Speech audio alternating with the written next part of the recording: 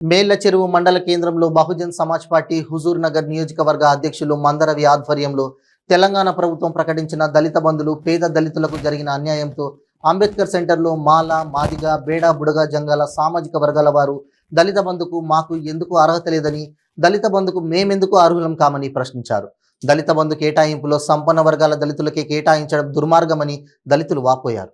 ఈ కార్యక్రమంలో బీఎస్పీ సూర్యాపేట జిల్లా మహిళా కన్వీనర్ వెంపటి నాగమణి, నియోజకవర్గ మహిళా కన్వీనర్ మెండం రమణ, మండల నాయకులు యామపంగు మహేష్ తదితరులు పాల్గొన్నారు.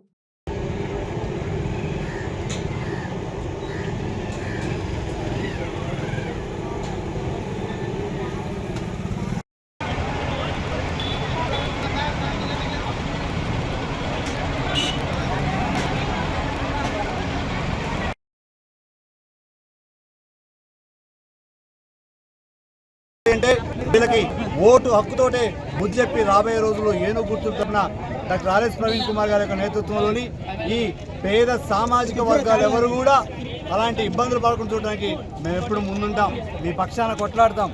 ఈ పేద దళిత బంధులు ఏం మేళ్ల చెరువు మండల కేంద్రంలో బహుజన్ సమాజ్ పార్టీ ఆధ్వర్యంలో గౌరవ ముఖ్యమంత్రి వర్యులు దళిత బంధు అనేటటువంటి పథకాన్ని, మోతకమైన పథకాన్ని ప్రవేశపెట్టి దళితులకు అన్యాయం చేస్తున్నారు.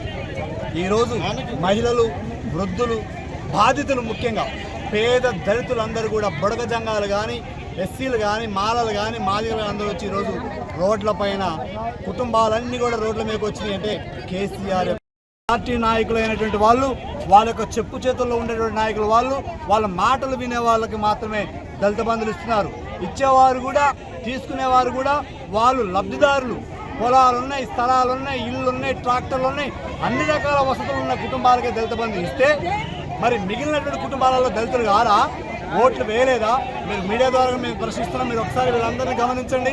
ఇంతమంది దళితులందరూ కూడా రోడ్ల మీద తీసుకొచ్చిన కుటుంబాలు, కాయ కష్టం చేసి రెక్కాడితే కానీ డొక్కాడిన కుటుంబాలు మొత్తం కూడా ఇలా రోడ్ల మీద తీసుకొచ్చిన ఘనత కేసీఆర్ది. దీనికి బుద్ధి చెప్పాలి అంటే మనకున్న ఓటు ఒకటే ఆయుధం. ఇది అందరికి ఇచ్చేటటువంటి పథకం కాదు. ఈ ఉచిత పథకాలను చూపించి సామాన్య పేద అమాయకులైనటువంటి పేద ఓటర్లను అన్యాయపరుస్తున్నారు.